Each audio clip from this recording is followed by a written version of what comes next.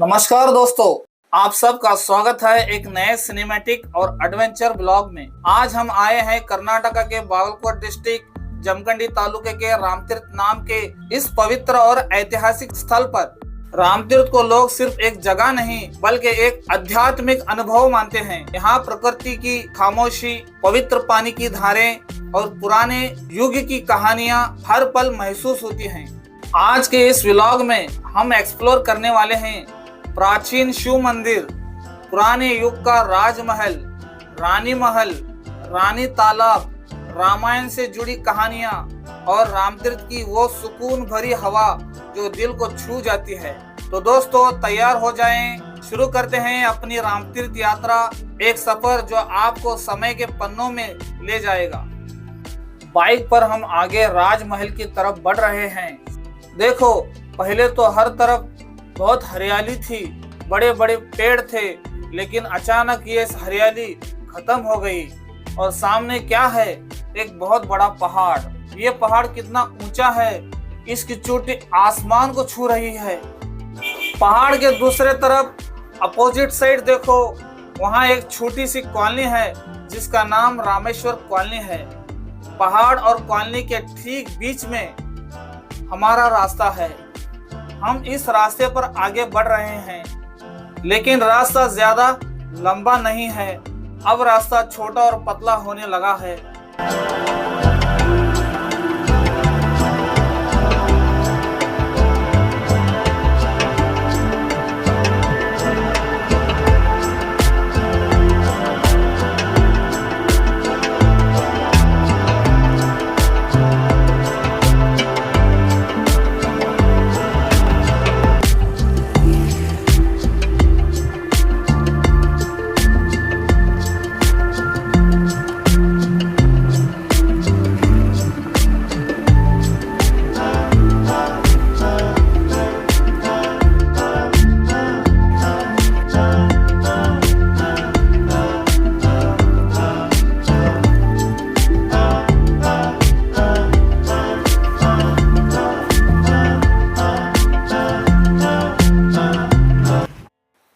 और लो दोस्तों, अब हम खड़े हैं रामतीर्थ के पुराने शिव मंदिर के बिल्कुल सामने।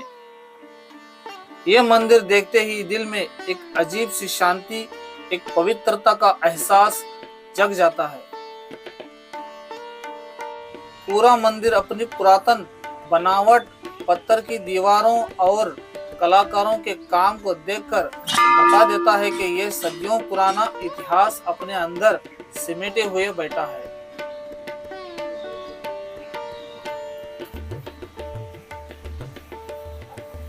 मंदिर के दरवाजे पर कदम रखते ही घंटी की हल्की सी आवाज, हवा की ठंडी लहर और पेड़ों से आती हल्की सी खुशबू सब मिलकर एक आध्यात्मिक माहौल बना देता है।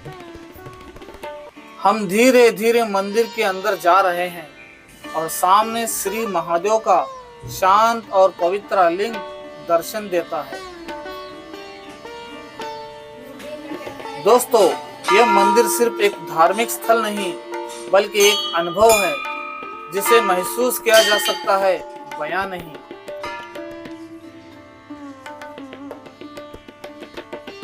अगर ध्यान से सुने तो लगता है जैसे मंदिर की दीवारें भी पुराने युग की कहानियां हमें धीरे धीरे सुना रही हो।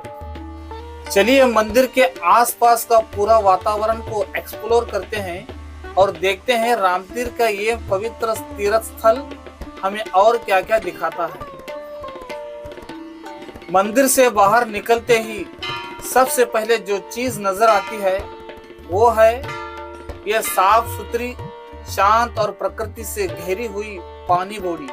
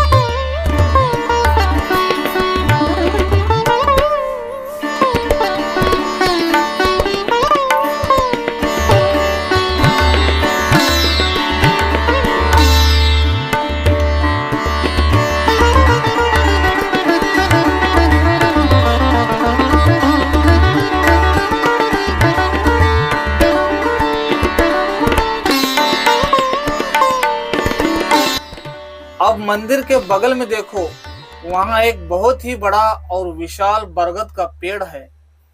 ये पेड़ इतना बड़ा है कि इसकी ठंडी छाया बहुत दूर तक आती है। लगता है जैसे सदियों साल पुराना है ये पेड़। ये पेड़ एक बड़े पत्थर के चबूतरे से घिरा हुआ है। इसी चबूतरे पर एक शिवलिंग रखा हुआ है और शिवलिंग के बगल में एक सांप की मूर्ति भी है, जैसे वो शिवलिंग की रक्षा कर रहा हो।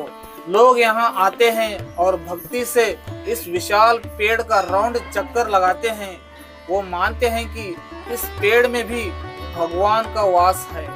ये बरगद का पेड़, शिवलिंग और सांप की मूर्ति ये जगह को और भी ज्यादा पवित्रता बना रहा है।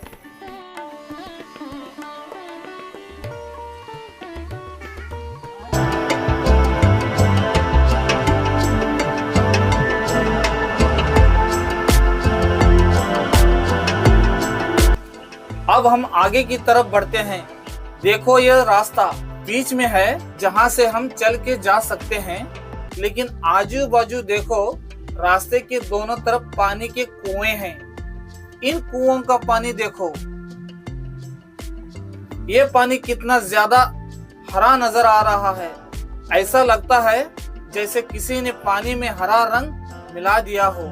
शायद ये काई या अलगाई की वजह से है। दोस्तों, अब ठीक हमारे सामने अपनी शान के साथ खड़ा है विशाल राजमहल। चलिए आगे बढ़ते हैं।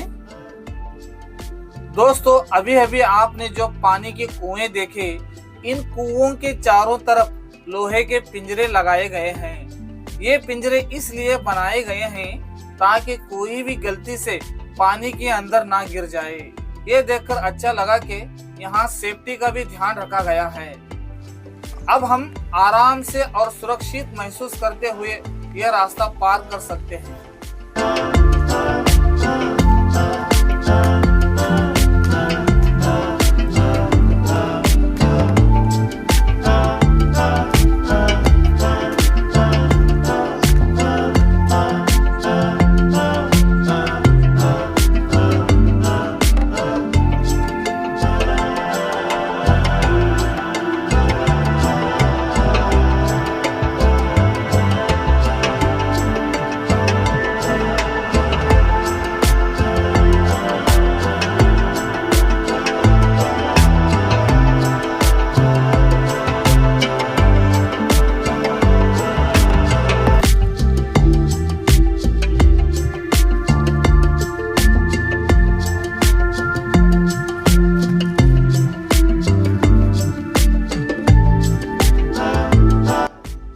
राजमहल के बगल में एक और जरूरी चीज देखो, वहां एक बहुत ऊंचा और मजबूत खंबा खड़ा है।